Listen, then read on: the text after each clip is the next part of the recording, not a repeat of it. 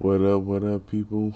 Welcome back to the channel. I am your host, Mr. DJ After Dark, and today we're gonna be reacting to three true, no, three horrifying true. It's gotta be true. Ski trip horror stories.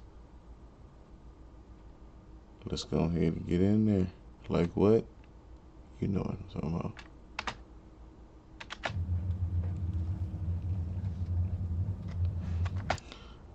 Speaking of skiing, do you like going skiing?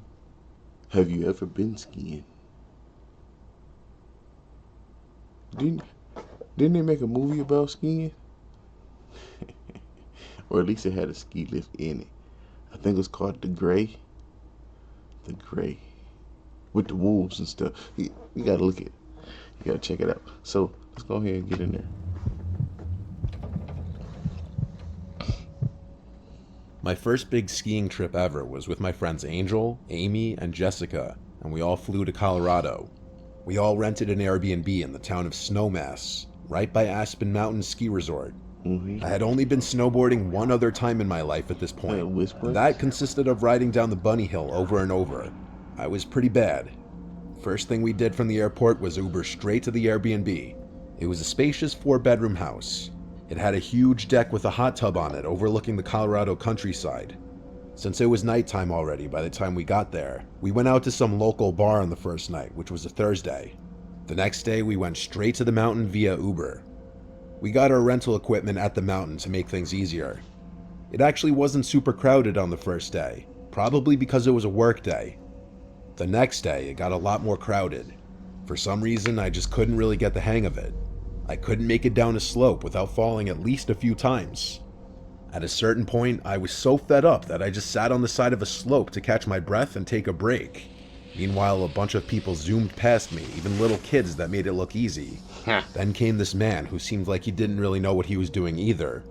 He came up to me and asked if I'm okay, and he started trying to make conversation with me.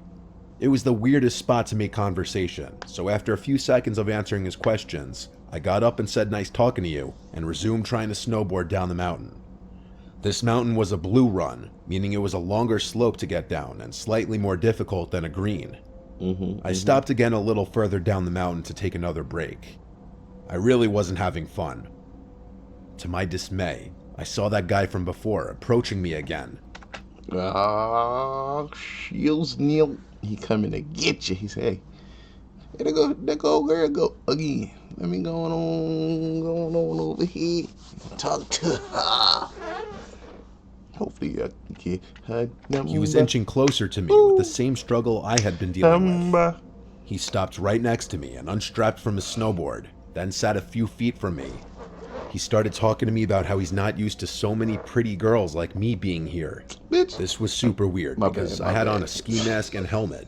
My face was practically covered. He asked who I was here I'm the with. only person you've seen. I lied and said my boyfriend. So why you? He laughed and said he saw me come here with all girls. I looked at him and said ew really loud, and then got back on my snowboard and continued down the mountain. It's weird, but I snowboarded better than I ever had in that moment. Perhaps because I had the proper motivation to just get down the mountain. Go ahead, get down. When I got to the bottom, I immediately went to the lodge and sat at one of the tables, calling each of my friends.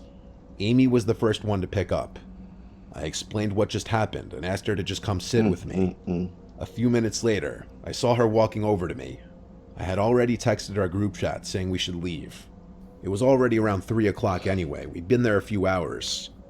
When Angel and Jessica finished whatever run they were on, they met us back at the lodge. We returned our rental gear and then Ubered back to the Airbnb. We all showered and make sure y'all ain't being followed though, cause that creepy dude said, hey, there they go. changed and then headed out to the village for dinner. So I saw you. We then went out to a few of the local bars afterward, and we got decently drunk. When we came back to the Airbnb, we all four went into the hot tub on the deck and drank more alcohol. After a while of that, we all eventually went to our rooms to go to sleep. I'm basically an insomniac, and I stayed up on my phone for over an hour scrolling on TikTok, even as I was still buzzed. I wasn't tired, and this was a very, very good thing that may have saved us. I heard footsteps out in the common area, either the living room or the kitchen. The Airbnb had wood floors throughout. Initially, I thought it was one of the girls going to the bathroom or getting water, but then I heard the doorknob to my door twisting. I sat up and was about to say one of their names, but I stopped myself because why would one of them be trying to come into my room? I instantly went to the group chat to text everyone and ask who that is. Nobody answered. They must have been asleep. I tiptoed to the door and put my ear up against it. I heard footsteps moving around. When it went quiet, I ever so quietly unlocked the door and twisted the doorknob. I pushed the door open as gently as I could, and I peeked into the living room. Don't. He gonna be looking for you. You gonna open the door, and he gonna be like this. Peekaboo, I see you. I found you. Let's go. I looked from corner to corner until I saw a tall black silhouette walking from one door to the other. It was a man for sure. He was trying to get into one of our rooms. I wanted to scream out to my friends to warn them, but I stayed silent because I was too scared. I closed my door quietly and locked it. I prayed to God everyone had their doors locked. 4 girls in one Airbnb though, of course we did. I called 911 quietly and whispered the entire time into the phone. That's when I heard the light knocks on my bedroom door. I turned to the door and watched as the doorknob again started to turn, but he couldn't open it. I kept saying, "Please hurry," into the phone. All the woman on the line kept saying back is, "They're almost here," and to remain quiet. It was entirely possible that the man on the other side of the door heard me whispering, because he started pushing into the door. I heard shoves and bangs on the door, and I just couldn't help it anymore. I screamed, "Get out of here," followed with, "I'm on the phone with 911 right now." The bangs stopped, and a voice on the other side said, "Okay, sweetheart." And then I heard his footsteps walking away. The 911 operator instructed me to stay in the room until police should arrive. I peeked outside the window, but it was simply too dark to see anything beyond a few feet in front of the window. My friends were awake now from my screams. I told them all to stay in their rooms. Police finally got there about 5 to 10 minutes later, and they came right into the Airbnb since the door was unlocked. Once it was confirmed the intruder was gone, we ensured every entry point was locked and secured, and they left. Sleeping after that was difficult. Of course, the idea came up that it was that creepy man from the mountain who was following me, and I do believe that's a possibility. The voice could have been a match, honestly. After working out a partial refund with the Airbnb host, we spent Sunday traveling the area instead of snow. Hey, give me all my money, bro. Give me all my money. Y'all just let anybody scroll up in here, huh? Just any old mother can come through. Boarding again, and we stayed at a small motel Sunday night. We flew home Sunday morning. So I'm writing an essay on cats. Cats in art history. I'm an art history major, and this final is due on Friday. Same day, I'm going on a road trip with my best friend Gabby. Luckily, I write with Grammarly. Hey, Gabby.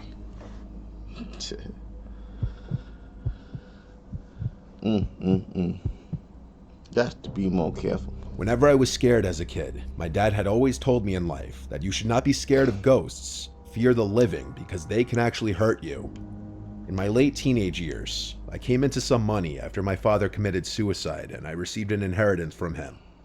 At the time of my dad's passing, he and my mom owned a cabin up in Oregon by Mount Bachelor. The cabin had been put up for sale since my mom could no longer afford the payments, and renting it out was not covering the payments either. The cabin was set to go on the market for sale in less than a month, and was in the process of finalizing all the paperwork with the realtor and lawyer. So for that month's time, the cabin was not going to be rented out any longer and was just going to be vacant. I saw this as a chance to get away for a while and clear my head in light of all the things going on. I quit work, packed up my snowboarding gear, grabbed my dog Midnight, and headed up in my dad's car to the cabin. My first 2 days at the cabin were normal, and nothing out of the ordinary happened. I spent my days playing with Midnight in the snow and snowboarding, and the evenings playing PlayStation or listening to music, drinking and smoking out on the balcony. I had already stocked up on food, cigarettes, and liquor, so I was pretty much a shut-in aside from the occasional out to hit the slopes. With my dog as company and DVDs, PlayStations as entertainment, I was quite content and started to feel relaxed after all the drama that had preceded my outing. The cabin itself was 2 stories. The bottom story had the living room and a side guest bedroom, along with a small kitchen. Upstairs had another 2 rooms, along with a walkout balcony attached to the master bedroom. Most of my time was spent either in the living room, kitchen, or master bedroom. I never ventured into the other rooms, and always kept the doors leading into them shut. The 3rd day came around, and I was going through my usual routine of playing with my dog, playing games, and watching DVDs. That day it was a pretty heavy snowfall, so instead of hitting the slopes, I stayed in. That's when things started getting a bit weird. In our area, there were only 2 other cabins adjacent to ours, maybe a block away from each other. All other cabins aside from these 2 were around a mile away from ours. Surrounding us was mostly forest and very tall pine trees. Both these cabins were empty, and from the past couple of days, I knew that no one was currently staying there. Around midday, while outside with my dog, I noticed what looked like footprints in the snow around the area surrounding our cabin. It was still snowing, so the footprints looked semi-fresh, like someone had just been there in the last 20 to 30 minutes before me. I thought that maybe someone was staying in the cabin near me that I may not have noticed. Maybe they were shut-ins like me. Alright, whatever. The footprints led away from my cabin, and they disappeared in the snow towards the denser part of the trees.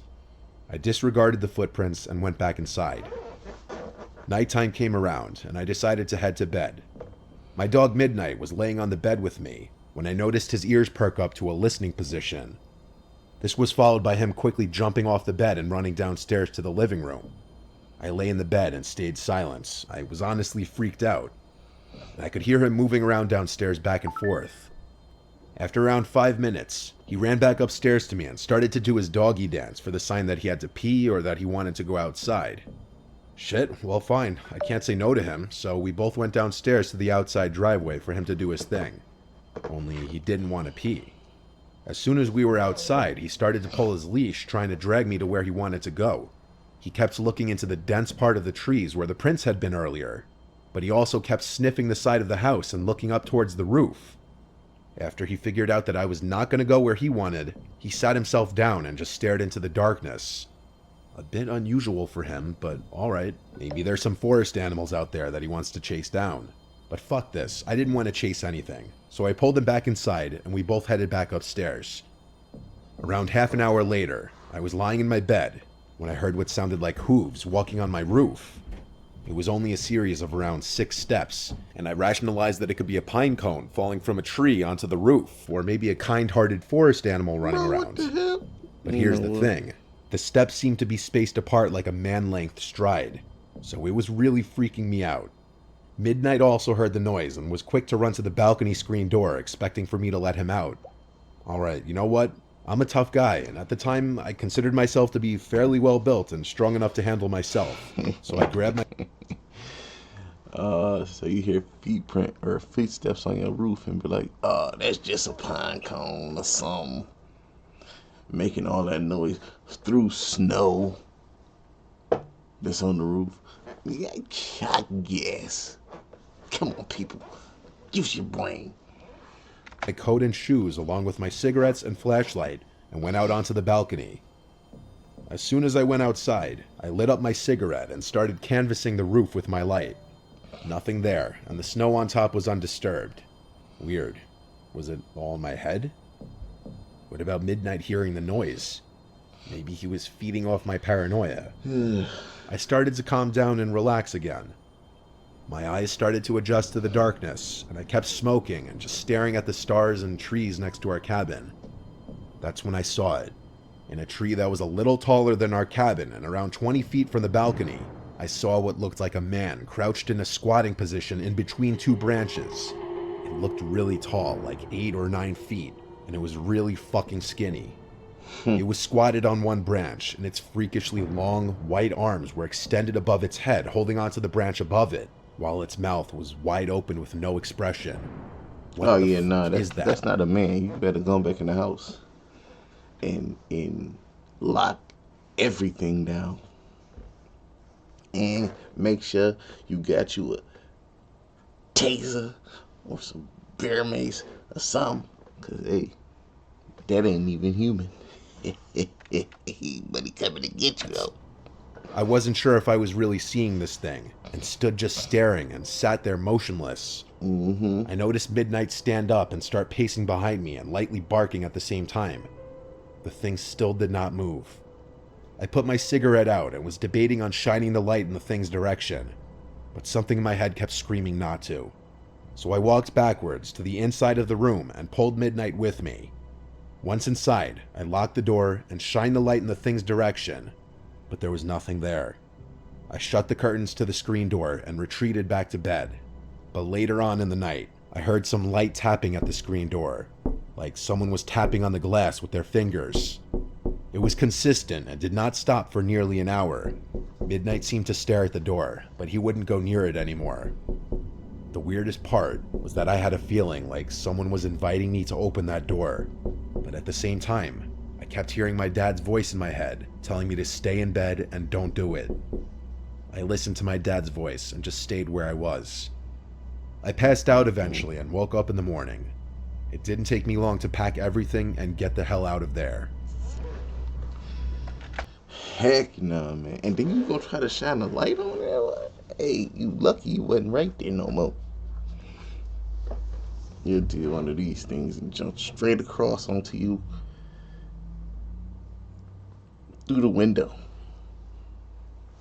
He said, what you looking for? What if you can create your own website by saying, this is what I want? With Wix, you can. First up, let's talk about AI color themes. You can get any combos you want. Bold and bright, minimalist and sleek, or something you didn't even think of. Just describe the vibe you want, or even use the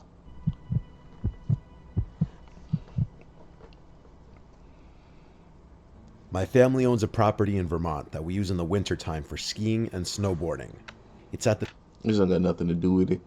But how many of y'all had birthdays at the beginning of this year? Mine was the 9th. So, of January, of course. But, you know, leave your birthdays in the comments. And let's see how many people celebrated with us. Top of a hill surrounded by woods. The nearest neighbors are up the road, but separated enough where you can't see their houses from our property. There's a big shed outside that we keep a lot of our snowboarding gear, along with general lawn care stuff like shovels, rakes, and everything like that. We keep the shed locked whenever we aren't up there. Once we unlock it though, we keep it unlocked for the entirety of our visits, as we don't really worry too much about people coming and stealing anything while we're there. The actual house is pretty nicely sized. It's technically 3 floors, with the 3rd floor being a loft master bedroom, which is reserved for my parents, and my siblings and I aren't allowed to use it. This one weekend, I was heading up there with this girl Melissa, who I was going to be teaching how to snowboard, as she'd never been before. We had a beginner board up there that she used, along with all the proper equipment. On our property, since it's on a steep hill, we actually made our own little custom slope that we'd sometimes snowboard or sled down for fun. So before taking her to the actual mountain, I suggested I teach her the basics on the hill. We put on all of our gear, and right up at the top of the hill, I slowly started descending, showing her the basic movements. When she made her first attempt, she right away fell as expected, but she was persistent and kept trying and getting back up. Each time we made it to the bottom of the hill, she'd get a little better, and then we'd walk back up and do it again. At some point, we both heard a male voice call out from the woods, presumably at us. It said, hello. We start looking around, confused as hell. All we saw were a bunch of trees and a white sheet of snow covering the floor of the woods. You'd think it would be easier to spot someone or something when it's just a sheet of white surrounding you. But nope, we didn't see anyone in the woods. I yelled out, is someone there? Nothing now. Just the dead silence of a secluded place in the winter. Melissa and I were slightly disturbed, so we walked back up to the house and went inside. I didn't think it could be the neighbors because I didn't see the driveway to the one we passed shoveled, and the neighbors further up the hill would have no reason to come down like that. I told her it must have been some random person going for a hike in the woods. That was the least scary possibility. Next thing we did was go out to my favorite nearby diner. Then we went shopping for basic groceries to get us through the next few days. Since it was a bit late now, we were going to spend the rest of the night just chilling at the house. We ate dinner and then chilled by the fire pit out back. At some point, we both heard the distinct sound of shoes stepping in snow not far away. I turned off the music for a second, but with the sound of the crackling fire, it still wasn't dead silence. By this point, whatever we heard stopped. I asked for her phone so I could use both my and her phone's flashlights to point into the woods. Again, like earlier, I called out, "Is someone there?" which scared Melissa. She asked to go inside, so we did. We didn't go back outside that night. The next morning, I woke up to Melissa getting out of bed. I was still tired, so I went back to sleep. And when I woke up again, she was still not in the bed anymore. I looked at the time and it was already like 9 a.m., so I got up and opened the curtain to the window. I looked out at the shed outside. The door was open, and I saw the breath of someone being blown from behind the door to the shed. I wondered what Melissa was doing out there. I opened the window and yelled Melissa's name, but when she called back, her voice came from inside the house, right in the living room. I got goosebumps. I kept watching the escaping breath of whoever was in our shed blow out the door. I yelled outside, "Yo, who's in my shed?" And a few seconds later, I shut the window and ran out to the living room to find Melissa watching TV, or rather now, she was more so just standing in front of the couch concerned. I looked out the back door and saw the back of somebody dressed in black running into the woods. I looked for my boots, but by the time I put them on, it was too late to chase him. I went to check the shed to see if anything was stolen, but it seemed everything was there. I relocked the shed just to be safe. I saw the footprints of that person lead from the woods to the shed, then back to the woods again. I wasn't about to follow the footprints though. After nerves calmed a bit, we ate breakfast, then headed for the mountain, and we had a whole day of snowboarding. Melissa picked it up surprisingly well, and we plan to have one more day at it tomorrow. After we got back to the house, we cooked a steak dinner, then watched a movie. We didn't want to sit out in the dark again after last night and earlier that day. In the middle of that night, I woke up to Melissa shaking me. She explained why. Then she told me to listen. We sat in silence for about 30 seconds before we heard, "Help me," in a very long, drawn-out voice from outside. Melissa was in hysterics. Then we heard the voice again. I went over to the window, and she begged me not to open the curtain. I said I was just going to take a peek. I gently lifted one corner of the curtain to peek outside. I don't know what I was expecting to see, except for total blackness. I cracked the window open, and a gust of cold air hit me in the face. I listened, intending on getting a better idea of where this voice was coming from, and then I suddenly heard footsteps in the snow, getting much louder very quickly. They were coming toward the window. I quickly pulled it down and relocked it. Whoever it was already saw me though. The knock on the window confirmed it. I looked over at Melissa, who was hiding under the blanket, making faint crying noises. I told her to just stay quiet. Our best response was to not respond or acknowledge them. There was never another tap at the window, nor were there any more calls from outside. It was a long couple hours after that of not sleeping. Eventually though, we got so tired that we did end up just falling asleep. The next morning, I checked around the house, and there were footprints literally surrounding the house. Someone or multiple people had been circling the house, apparently going from window to window. We decided we'd leave early, because clearly... Dang, they wanted in there bad, didn't they? Checking all the windows.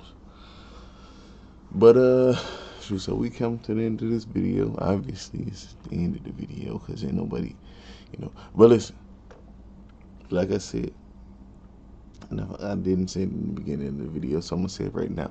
The goal for this year, 3,000 subscribers. A mini goal, at least 5 videos with over 100 likes. Just to help grow the channel, let's do that. Let's get up there with the channel growth. And, let's talk to each other. Let's get to know each other in the comment section. When's your birthday? I appreciate you for coming by. I love you. Peace.